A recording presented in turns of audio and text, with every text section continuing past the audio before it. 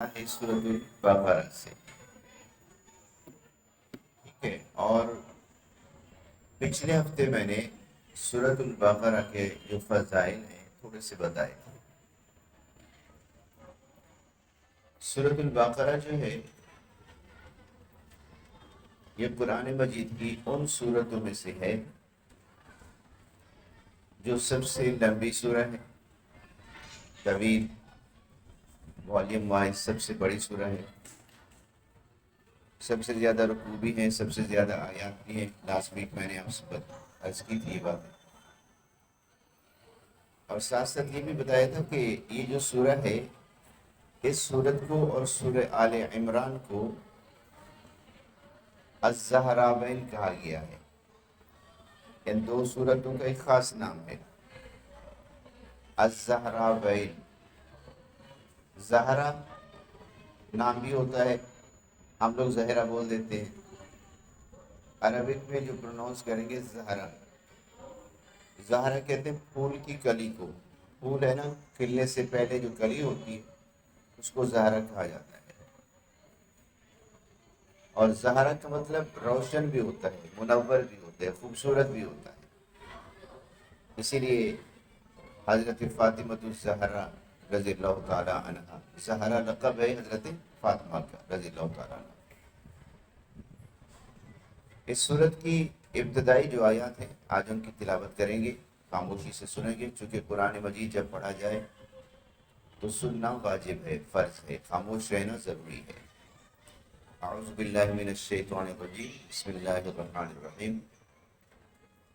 الف لام میم ذالک الکتاب لا ریب فیہ ھدی للمتقین الذین یؤمنون بالغیب ویقیمون الصلاة ومما رزقناهم ينفقون والذین یؤمنون بما انزل الیک وما انزل من قبلک وبالآخرۃ هم یوقنون۔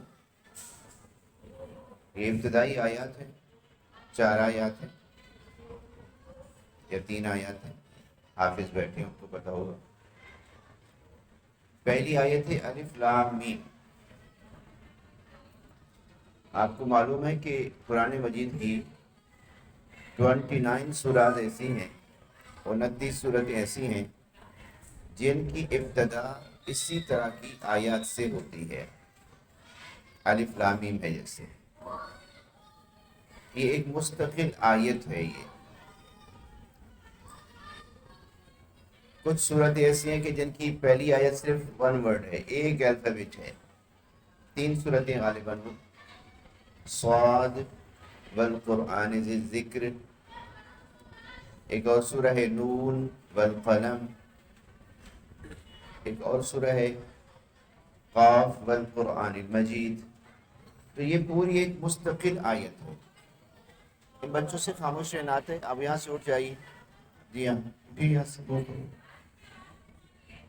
اٹھ جائیے، جی ہاں آپ ہی سے کہہ رہا ہوں، اور باقی جو بیٹھے ہیں وہ بھی شور کریں گے۔ عامر سے ان کو ذرا بلا دیجیے۔ تو یہ ایک مستقل آیت ہے۔ یہ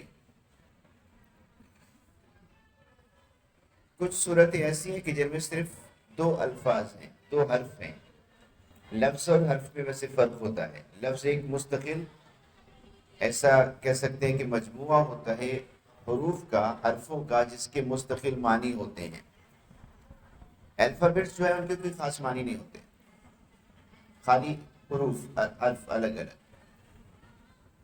تو کچھ صورتیں ایسی ہیں کہ جن کی ابتدا میں صرف 2 حرف آئے ہیں، جیسے یاسین ہے، طٰہٰ ہے، ٹھیک ہے۔ یہ وہ صورتیں جن کی ابتدا میں صرف 2 حرف آئے ہیں اور یہ مستقل آیت ہے۔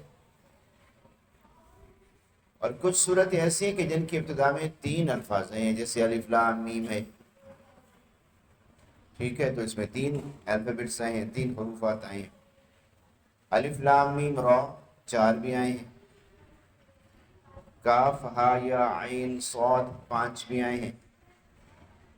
تو یہ وہ آیات ہیں جو 29 سورتوں کی ابتدا میں اس طرح کی آیات آتی ہیں، اور ان آیات کو مقطعات کہا جاتا ہے۔ مقطع، قطع کرنا، کسی چیز کو الگ الگ کرنا، توڑنا۔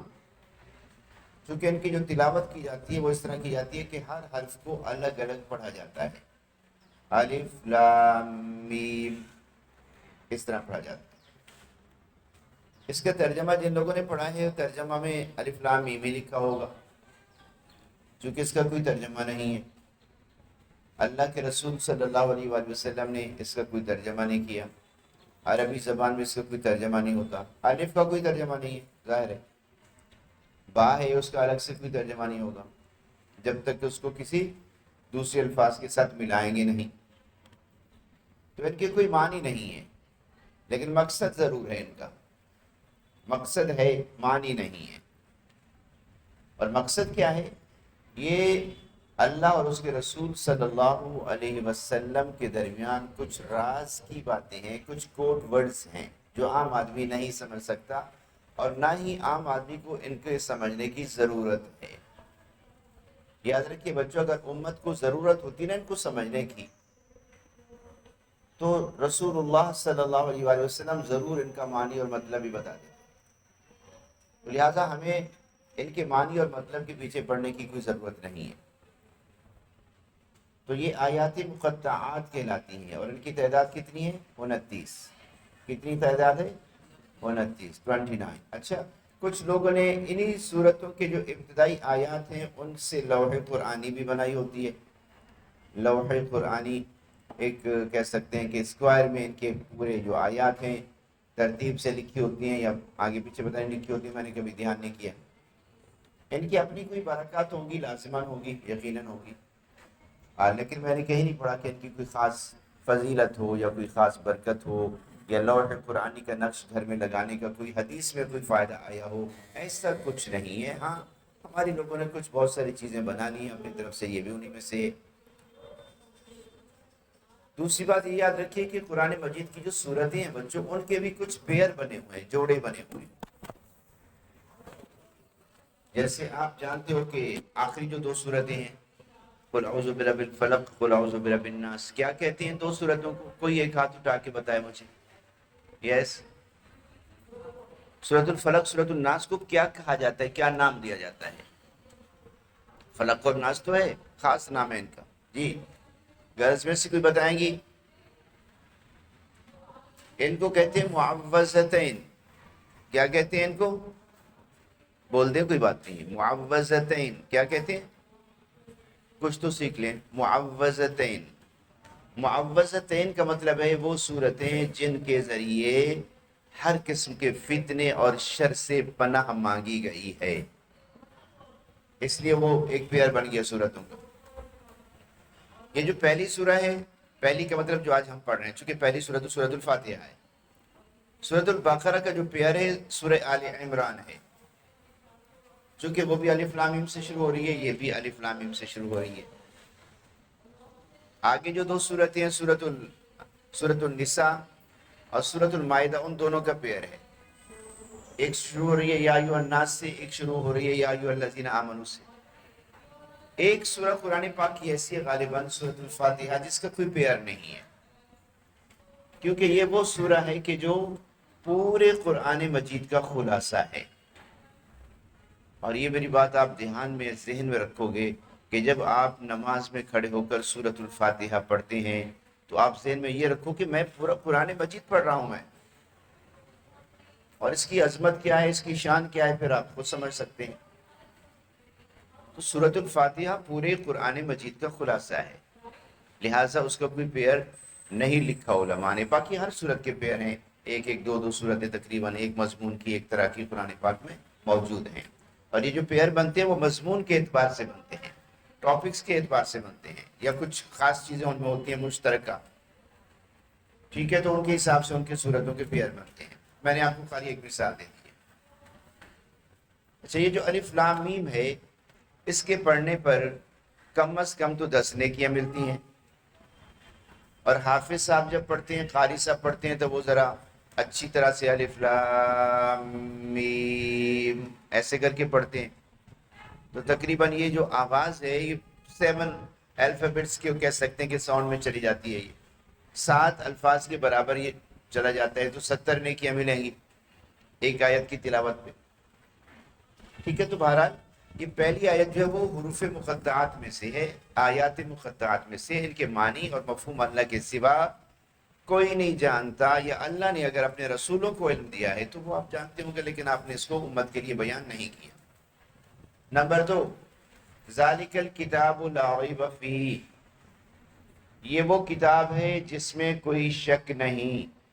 ذالکہ اشارے کے لیے آتا ہے، وہ کتاب ہے جس میں کوئی شک نہیں۔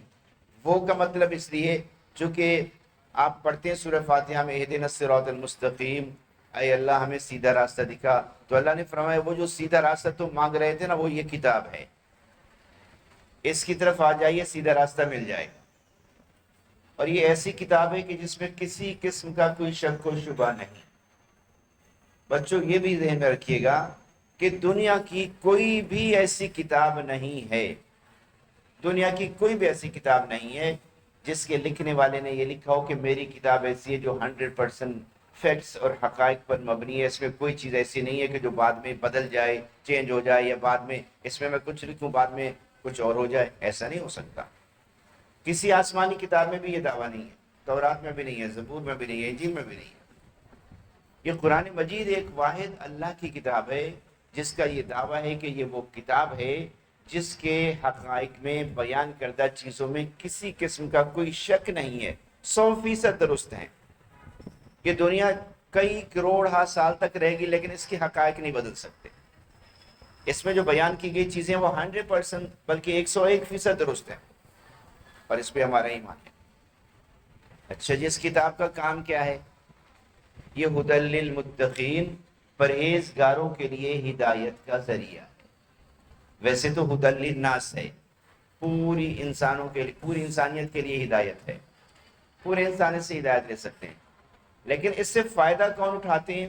جو متقی لوگ ہیں، پرہیزگار لوگ ہیں۔ متقی آسان الفاظ میں بتا سکوں، جو اپنے دل اور دماغ کو گناہوں کی گندگی سے پاک اور صاف رکھتے ہیں۔ ٹھیک ہے، دل بھی ان کے پاک ہیں، ان کے دماغ بھی پاک ہیں۔ یاد رکھیے کہ دل اور دماغ بھی متاثر ہوتے ہیں، ناپاک ہوتے ہیں، میلے ہوتے ہیں، گندے ہوتے ہیں۔ کب؟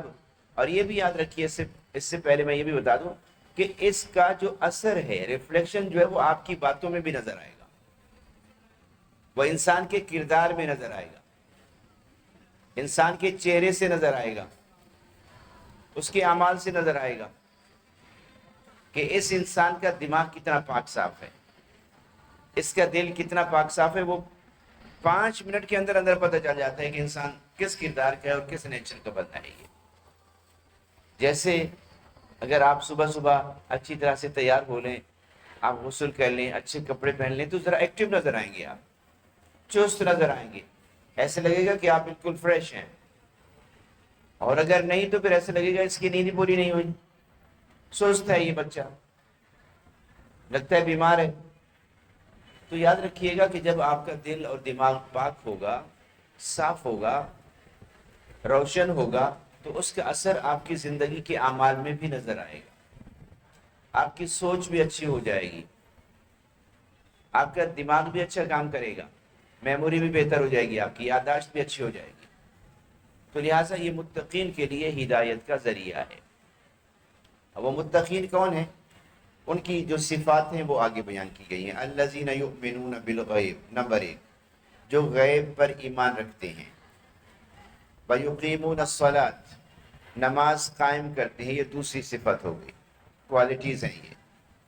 وَمِمَّا رَزَقْنَاهُمْ يُنْفِقُونَ، اور جو اللہ نے ان کو دیا ہے وہ اس میں سے اللہ کی راہ میں خرچ کرتے ہیں۔ کتنی نشانیاں ہو گئی ہیں؟ 3۔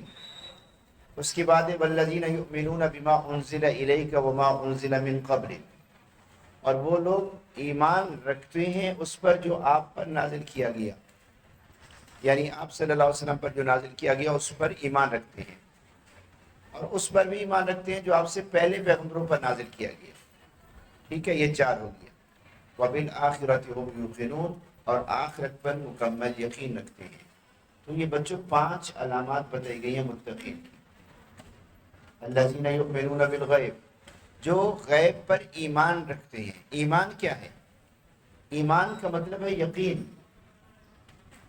دل سے کسی چیز کے بارے میں یقین ہونا، یہ ایمان ہے۔ اللہ کی ذات موجود ہے، یقین ہے آپ کو؟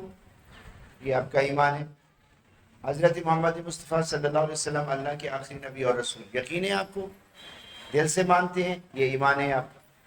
تو ایمان کیا ہے؟ یقین کو کہتے ہیں، ایسا یقین کہ جس یقین کو کوئی بدل نہ سکے، ایسے نظریات آپ کے، ایسی سوچ جس کو کوئی بدل نہ سکے، وہ آپ کا ایمان ہوتا ہے۔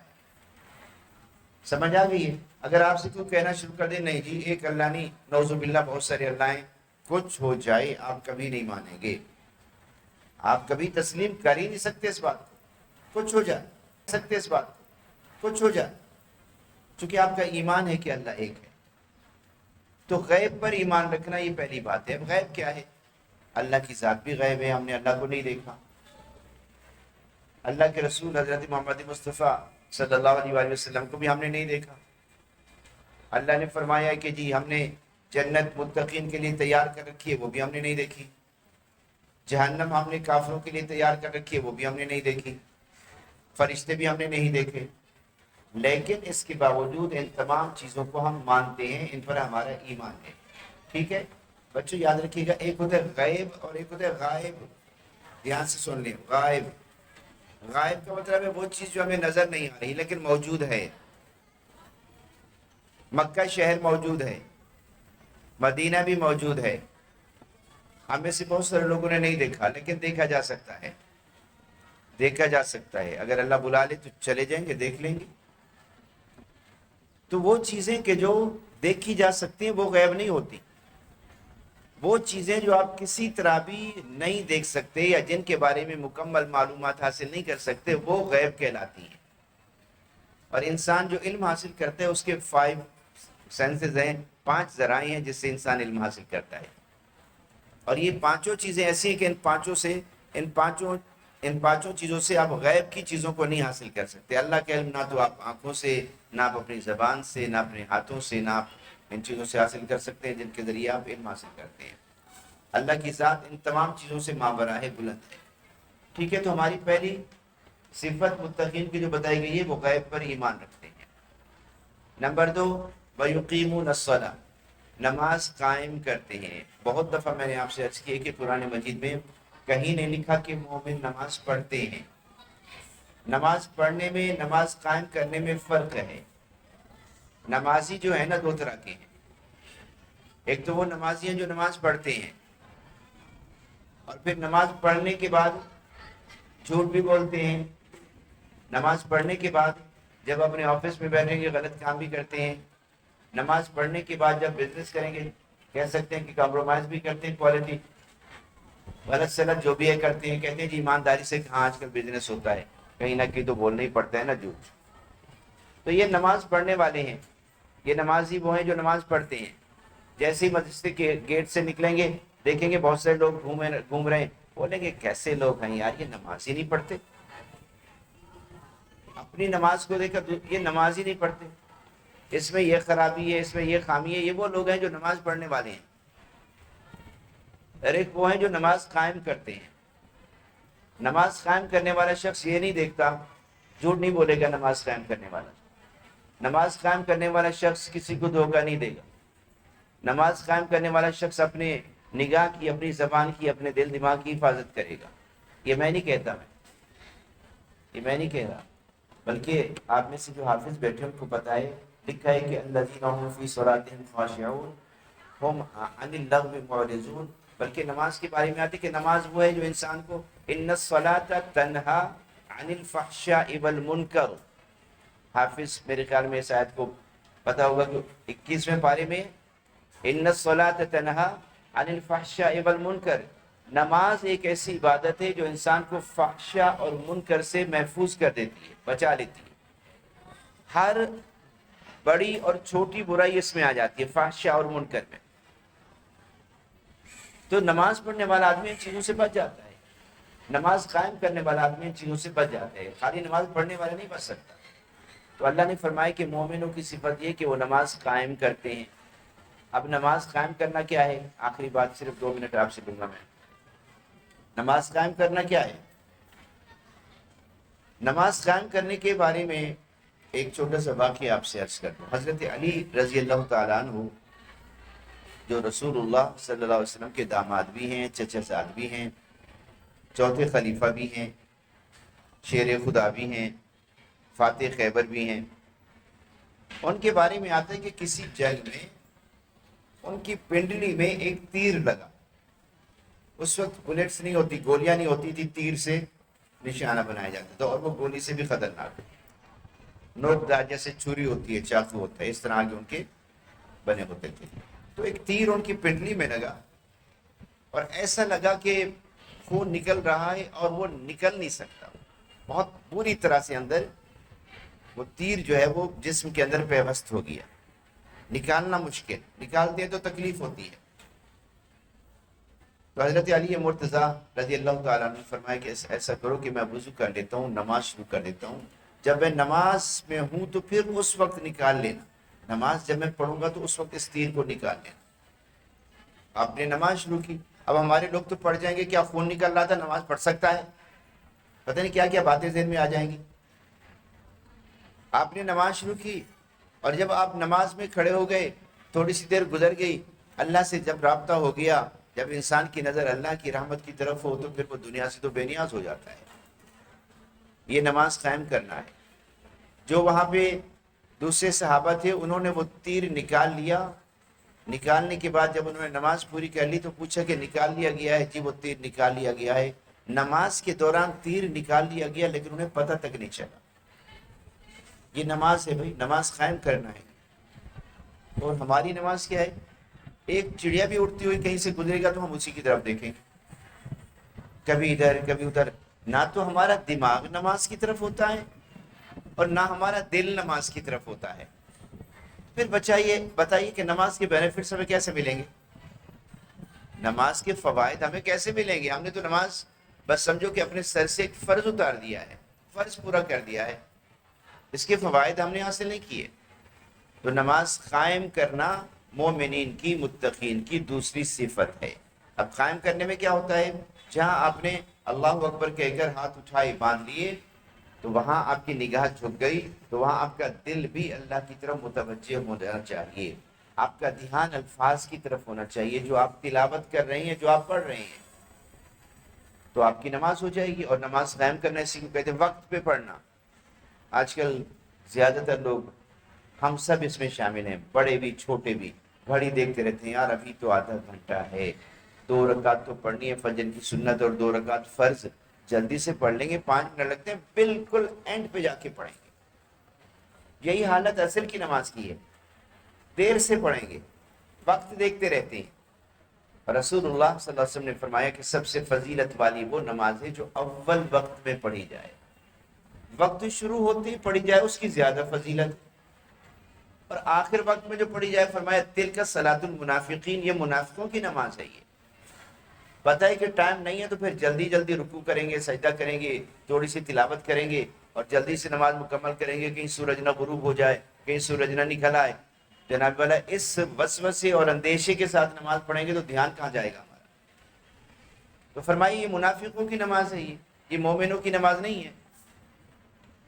اور قرآن مجید میں بھی یہی لکھا ہے کہ منافق وہ ہیں پہلے تو نماز کی طرف آتے نہیں ہیں، پڑھتے نہیں ہیں، اور جب نماز میں آتے ہیں تو پھر نماز میں وہ کم سے کم تلاوت کرتے ہیں، اللہ کا ذکر کم سے کم کرتے ہیں، سستی سے نماز پڑھتے ہیں. تو بچوں ابھی سے ہمیں یہ چیزیں اپنے دل دماغ میں بٹھانی پڑیں گی کہ نماز اللہ کی عبادت ہے، اور نماز کے وہ فوائد ہیں کہ جو دنیا کے کسی اور کام میں کوئی فائدہ نہیں ہو سکتا. باقی نماز چھوڑنا بہت ہی بڑی محرومی کی بات ہے، بد نصیبی کی بات ہے. ہمارے پیغمبر حضور نبی کریم صلی اللہ علیہ وآلہ وسلم نے فرمایا کہ اول ما یحاسب به العبد الصلاۃ، عبادات میں انسانوں کا جو حساب لیا جائے گا سب سے پہلے نماز کے بارے میں پوچھا جائے گا، سب سے پہلے نماز کے بارے میں سوال ہوگا. اور فرمایا ایک نماز بغیر کسی وجہ کے، بغیر کسی مجبوری کے، ایک مجبوری تو ہماری ہے کہ ٹیوشن کلاس ہو رہی تھی لہٰذا نماز نکل گئی، ایک مجبوری یہ ہو رہی تھی کہ جناب والا گیم ہو رہے تھے، فٹ بال کا میچ ہو رہا تھا ہماری نماز نکل گئی، کرکٹ میچ ہو رہا تھا ہماری نماز نکل گئی. ایک تو مجبوری یہ ہے، آپ کے مذہب نے اس کو مجبوری نہیں قرار دیا. مجبوری کیا ہے؟ آپ سو رہے ہیں، کسی نے آپ کو اٹھایا ہی نہیں ہے، آپ اس طرح کے سفر میں ہیں کہ آپ کے اختیار میں نہیں ہے کہ رک کے نماز پڑھنا، نماز ہی آپ نہیں پڑھ سکے، وقت نکل گیا، بیمار ہیں، ہاسپٹل میں ہیں، بے ہوش ہو گئے، نماز کا وقت نکل گیا، یہ مجبوریاں ہیں۔ یہ بغیر مجبوری کے اگر ایک نماز ترک کر دی، 84,000 سال 84,000 جہنم کی آگ میں انسان کو جلنا پڑے گا۔ یہ میں نہیں کہہ رہا، یہ آپ کے پیغمبر حضور نبی کریم صلی اللہ علیہ وآلہ وسلم نے ارشاد فرمایا ہے۔ ہماری باتیں، میری باتیں، ٹیچرز کی باتیں، مولویوں کی باتیں، علماء کی باتیں وہ اپنی جیب سے نکال کے دیں گے تو وہ غلط اور صحیح ہو سکتی ہیں، لیکن نبی کریم صلی اللہ علیہ وآلہ وسلم کا فرمان دنیا ادھر سے ادھر ہو جائے لیکن وہ غلط نہیں ہو سکتا، وہ 100% درست ہے، ہمارا اس پہ ایمان ہے۔ تو نماز قائم کرنا دوسری صفت ہے۔ وَمِمَّا رَزَقْنَاهُمْ يُنْفِقُونَ، اللہ کی راہ میں جو کچھ اللہ نے آپ کو دیا اس کو خرچ کرنا۔ اچھا، اس میں بھی ہم لوگ بڑی غلط فہمی میں ہیں، کہتے ہیں صاحب اس کا مطلب یہ ہے کہ جن کے پاس ہے وہ خرچ کریں، اللہ نے جن کو دیا ہے وہ خرچ کریں۔ دو باتیں ذہن میں رکھو گے، چونکہ مستقبل میں آپ ہی ہمارے معمار بھی ہیں، مستقبل میں آپ ہی نے اس ملک کو سنبھالنا ہے، اس معاشرے کو بنانا اور بگاڑنا ہے۔ بچوں، خالی خرچ کرنے کا مطلب پیسہ خرچ کرنا نہیں ہے، اور یہ بھی یاد رکھیے کہ ہر ایک پیسہ بھی خرچ نہیں کرتا، خرچ کرنے کے لیے بھی اللہ نے دل بھی ایسا دیا ہو تو پھر خرچ کرے گا۔ بعض اوقات ایسا بھی ہوتا ہے کہ جس کے پاس اپنے کچھ نہیں ہوتا پھر بھی اپنے ہاتھ میں جو کچھ ہے اٹھا کے دے دیتا ہے، ایسے بھی لوگ دیکھے ہوں گے، اور ایسے بھی لوگ دیکھے ہوں گے جن کے پاس بہت کچھ ہے وہ کسی ایک کو ایک لقمہ بھی نہیں کھلاتے، ایک پیسہ دینے کے لیے تیار نہیں ہے۔ یہ اللہ کی طرف سے سلیکشن ہوتی ہے بھائی، اللہ جس کو چن لینا اپنے کاموں کے لیے وہ کرتا ہے، سلیکشن نہیں ہوگی تو پھر محروم ہی ہے۔ یہ تو جو کچھ جس کے پاس ہے، دھیان سے سنو، اگر آپ نے کسی کی چھوٹی سی مدد کر دی، آپ نے کسی کا کوئی چھوٹا سا کام کر دیا، آپ نے کسی کی تکلیف میں اس کا ساتھ دیا، یہ سب اس میں آ جاتا ہے وَمِمَّا رَزَقْنَاهُمْ يُنْفِقُونَ میں، کہ جو کچھ اللہ نے آپ کو دیا ہے وہ آپ اس کی رضا کے لیے خرچ کرو۔ دولت دی ہے، دولت خرچ کرو، علم دیا ہے، لوگوں کو علم دو، دین کی سمجھ ہے، لوگوں کو دین سکھاؤ، کسی کو تکلیف سے بچا سکتے ہو بچاؤ، کسی کی مدد کر سکتے ہو مدد کرو، یہ سب اس میں آ جاتا ہے۔ اور ایک ٹیکنیکل چیز بھی بتا دو، یہ جو خیرات ہوتی ہے وہ بھی دو طرح کی ہوتی ہے، یہ بات دھیان سے سنو گے، دو طرح کی ہوتی ہے۔ ایک تو وہ خیرات ہے کہ جس کا کرنا فرض ہے، بچوں دھیان سے سن لیں پلیز، جس کا خرچ کرنا، جس کا دینا فرض ہے، ضروری ہے، وہ دو چیزیں ہیں۔ نمبر ایک زکوٰۃ، جن پر زکوٰۃ فرض ہے ان کے لیے زکوٰۃ ادا کرنا فرض ہے، پورا حساب کتاب کیلکولیشن کے بعد زکوٰۃ دینی پڑے گی۔ نمبر دو، اگر کسی نے منت مانی تھی کہ یا اللہ اگر یہ میرا کام ہو گیا تو عمرہ کروں گا یا اتنی لوگوں کو کھانا کھلاؤں گا، یہ بھی ادا کرنا واجب ہے، ضروری ہے۔ اگر وہ کام ہو گیا تو پھر یہ بھی ضروری ہو جاتا ہے۔ یہ دونوں صدقات واجبہ کہلاتے ہیں جن کی ادائیگی ضروری ہے، اور ایک ہوتے ہیں صدقات نافلہ، نفلی صدقہ خیرات۔ وہ کیا ہے؟ آپ نے کسی کو 10 روپے دے دیے، کسی کو 20 روپے دے دیے، کسی کو کھانا کھلا دیا، کسی کی مدد کر دی، کسی کو کپڑے کی ضرورت ہے آپ نے کپڑا دے دیا، کسی کو پانی کی ضرورت ہے آپ نے پانی پلا دیا، یہ صدقات نافلہ ہیں، سب اس میں آ جاتے ہیں۔ تو مما رزقناہم ينفقون، اللہ نے آپ کو اس قابل بنایا ہے، سن لیں آپ لوگ، اللہ نے آپ کو اس قابل بنایا ہے، آپ دوسروں کی مدد کر سکتے ہیں، دوسروں کے دکھ درد میں کام آ سکتے ہیں، تو آنا چاہیے، ضرور آنا چاہیے۔ اور ساتھ ساتھ یہ کہ کسی کو دکھانا نہیں چاہیے، دکھلاوا نہیں ہونا چاہیے، یہ سارے کام اللہ کی رضا کے لیے ہونے چاہیے۔ کئی مثالیں ہیں صحابہ کرام کی، اللہ کے رسول نے فرمایا کہ میرے صحابہ تو وہ ہیں کہ اگر وہ ایک کھجور کا دانہ اللہ کی راہ میں خرچ کر دیں اور بعد میں آنے والے لوگ احد پہاڑ کے برابر سونا خرچ کر دیں تو پھر بھی میرے صحابہ کی فضیلت کو نہیں پہنچ سکتے۔ وجہ کیا ہے؟ اخلاص ان میں زیادہ تھا نا، نیتیں ان کی بہت اچھی تھی، صرف اللہ کی رضا ہوتی تھی اور کچھ نہیں ہوتا تھا۔ تو لہٰذا ہمیں بھی اللہ کی راہ میں خرچ بھی کرنا ہے، اخلاص کے ساتھ کرنا ہے، اللہ کی رضا کے لیے کرنا ہے۔ ٹھیک ہے، تو آج میں نے 3 چیزیں آپ سے عرض کر دی ہیں۔ سب سے پہلے تو سورت کے بارے میں بتا دیا، تعارف ہو گیا مختصر سورت کا، اس کے بعد قرآن مجید کی جو فضیلت ہے، اہمیت ہے، وہ بھی آپ کے ذہن میں آ گئی ہوگی، اور پھر قرآن مجید کس مقصد کے لیے اللہ نے نازل کیا وہ بھی آپ کے ذہن میں بات آ گئی ہوگی، اور ساتھ ساتھ یہ بھی کہ جو لوگ قرآن مجید سے فیض حاصل کرتے ہیں، ہدایت حاصل کرتے ہیں، فائدہ حاصل کرتے ہیں، ان کے اندر کون کون سی صفات ہونی چاہیے۔ اللہ پاک ہم سب کو عمل کی توفیق عطا فرمائے۔ یا حی یا قیوم